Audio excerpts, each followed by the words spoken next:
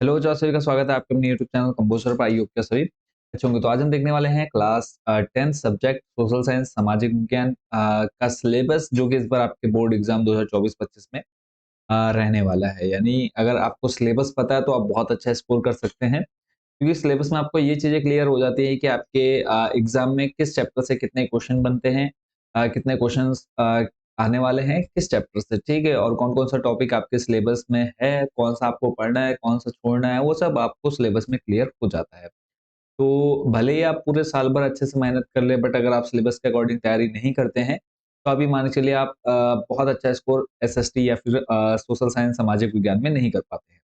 तो अच्छा स्कोर करने के लिए पहले सिलेबस अच्छे से पता होना चाहिए। तो आप लोगों से यही कहूंगा कि जो मैं अभी आपको सिलेबस दिखा रहा हूँ इसका प्रिंट आउट निकाल करके अपने पास रखिए, और कौन कौन से टॉपिक आपने पढ़ लिए हैं वो आप इस पर टिक करते हुए चलेंगे, और इसी के अकॉर्डिंग आप अपनी प्रिपरेशन करेंगे बोर्ड एग्जाम 2024-25 के लिए।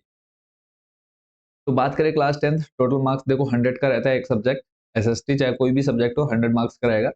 80 नंबर का यहाँ पर थ्योरी का पेपर होगा और 20 नंबर का इंटरनल असेसमेंट, आप जिसको प्रैक्टिकल के नाम से भी जानते हैं, प्रैक्टिकल या फिर इंटरनल असेसमेंट बात एक ही है। तो 20 नंबर आपको यहाँ से मिलते हैं, 80 नंबर आपका रिटन एग्जाम होता है। टोटल बात करें तो 100 नंबर का ये पेपर हो जाता है। थ्योरी 80 मार्क्स, समय आपको 3 घंटे का मिलता है इस पेपर को सॉल्व करने के लिए। तो इसमें अगर हम बात करें यूनिट की, तो टोटल 5 यूनिट है, 5 बुक है आपकी, उसी को आपको उन्हीं 5 बुक्स को यूनिट में यहाँ पर डिवाइड कर दिया गया है। तो किस यूनिट से, या फिर आप ऐसे सीधा समझ सकते हैं कि किस बुक से कितने मार्क्स का आता है। तो फर्स्ट यूनिट जो है 20 नंबर की आती है। 20 नंबर में कौन सी बुक है आपकी? India and the contemporary world second, ठीक है। समकालीन यहाँ पर आ जाएगा विश्व द्वितीय, ठीक है, ये आपका होगा भारत और समकालीन विश्व, यहाँ पर आ जाएगा। ये 20 नंबर का आपका यहाँ से बनता है, यानी जो आपकी फर्स्ट बुक है उसमें से कितने नंबर का?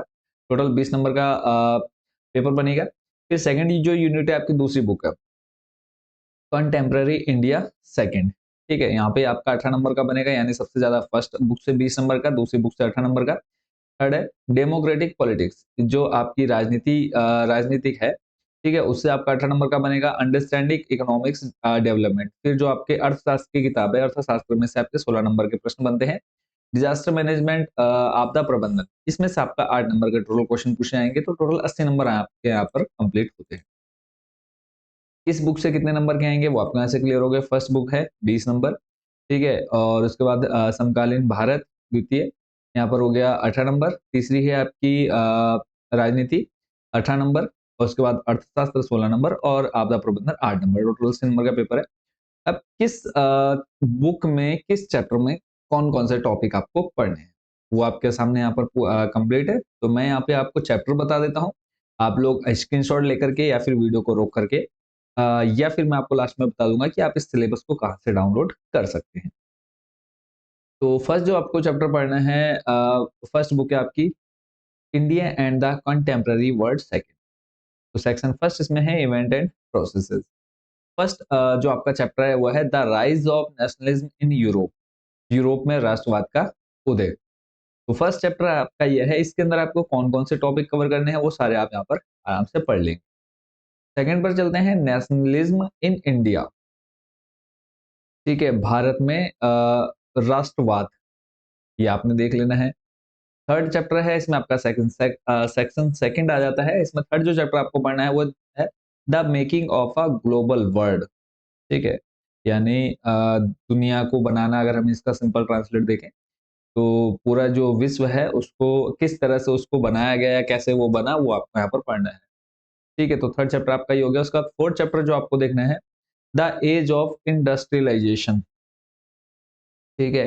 इंडस्ट्रियलाइजेशन यानी जो ये उद्योग है, ये कंपनियां हैं, इनकी एज वो आपको यहाँ पर पढ़ लेनी है पूरी, कैसे हुआ इसका उदय, कैसे कहाँ से इसका विकास होना स्टार्ट किया, वो सब कुछ आपको यहाँ पर पढ़ना है।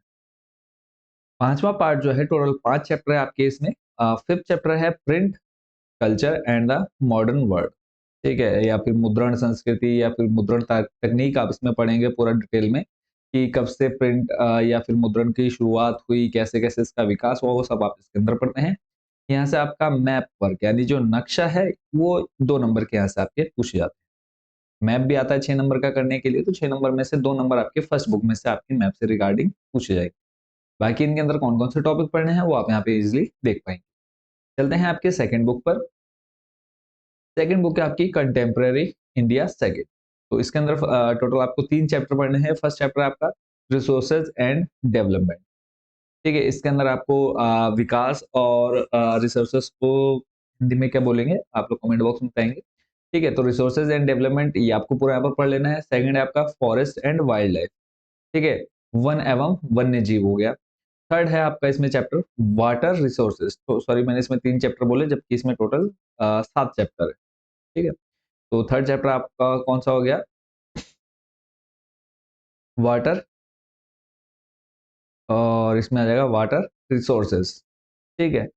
3 चैप्टर ये हो गए। नेक्स्ट फोर्थ चैप्टर है एग्रीकल्चर यानी कृषि। कृषि को आपको अच्छे से समझना है, पढ़ना है, और इसमें किस तरह की कृषि की जाती है, खेती यानी रबी खरीफ जायद, इनके अंदर कौन कौन सी फसलें आती है वो आपने देख लेना है।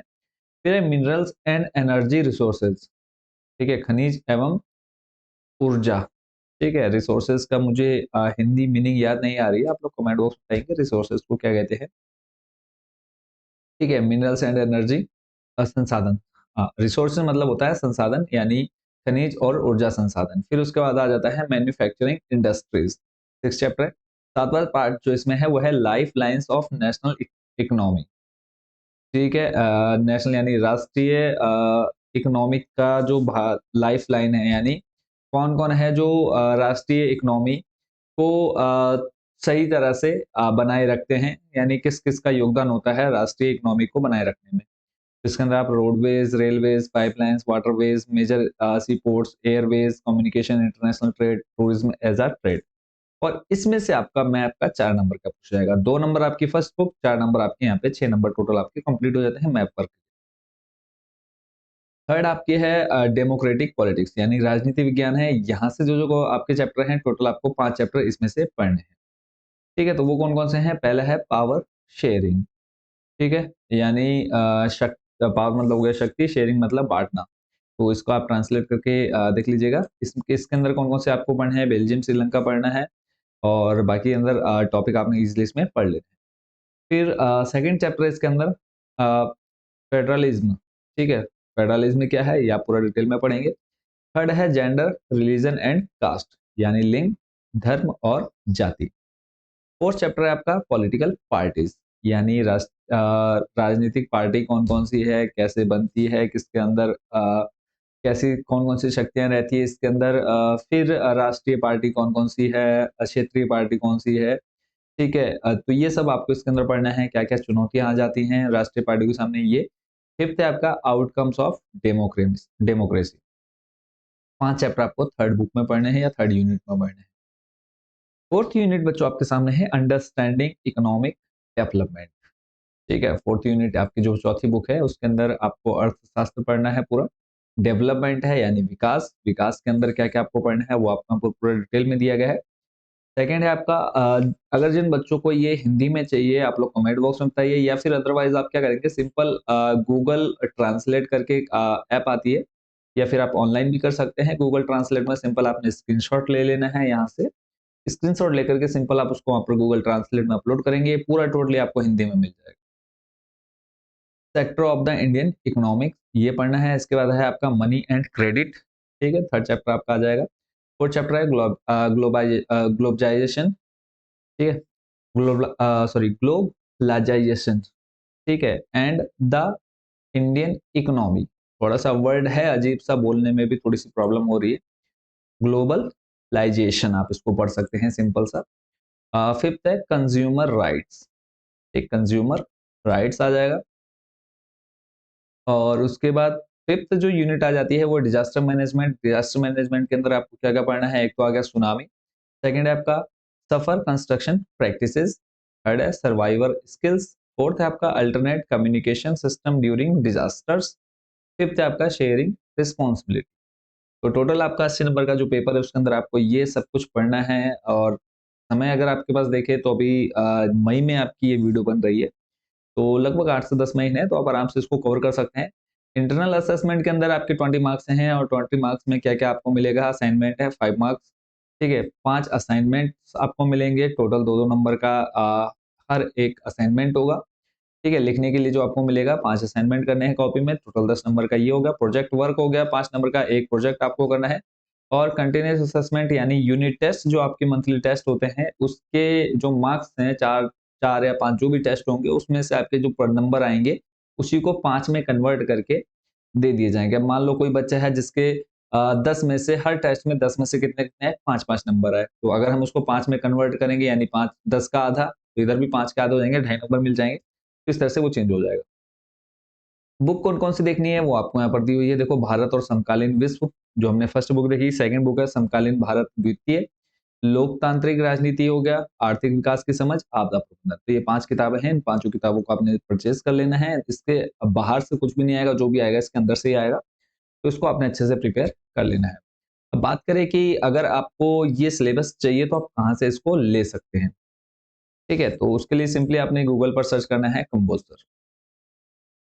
कंपोज़र सर्च करेंगे आपके सामने हमारी वेबसाइट आ जाएगी, सिंपली वेबसाइट पर क्लिक कर लेना है।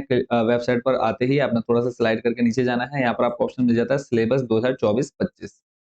ठीक, सिलेबस 2024-25 यहाँ पर आप क्लिक करेंगे, क्लिक करने के बाद नेक्स्ट पेज आपके सामने ओपन हो जाएगा जिसमें आप क्लास चूज़ कर लेंगे, क्लास 10 पर क्लिक करने के बाद नेक्स्ट आपके सामने यहाँ पर सारे सब्जेक्ट के सिलेबस आ जाएँगे। यहाँ से इनको डाउनलोड करके आप अपने पास रखें और जो-जो आप पढ़ ले रहे हैं उसको आप टिक करते चलें। इसके अलावा आपको अगर इम्पोर्टेंट क्वेश्चन चाहिए टॉप 30 क्वेश्चंस चाहिए 2024-25 के लिए वो आप यहाँ से देख सकते हैं। थोड़ा-सा नीचे क्लिक करेंगे आप, तो यहाँ से आपने क्लास सेलेक्ट कर लेनी है क्लास 10 पर क्लिक करने के बाद आपको यहाँ पर आपके सारे सब्जेक्ट मिल जाएँगे। जिस भी सब्जेक्ट के आपको इम्पोर्टेंट क्वेश्चन चाहिए वो आप इज़िली यहाँ से जाकर के ले सकते हैं। आई होप बच्चों आप ये पूरी प्रोसेस अच्छे से समझ गए होंगे। जिन बच्चों ने अभी तक चैनल को सब्सक्राइब नहीं किया है, फटाफट सब्सक्राइब कर लीजिए ताकि आने वाली जो भी वीडियो है आपके बोर्ड के रिगार्डिंग इम्पोर्टेंट क्वेश्चन हो या फिर जो भी अपडेट आता है बोर्ड की तरफ से, सब कुछ आपको हमारे चैनल पर मिलेगा। तो मिलते हैं नेक्स्ट वीडियो में। Thank you so much watching for this video.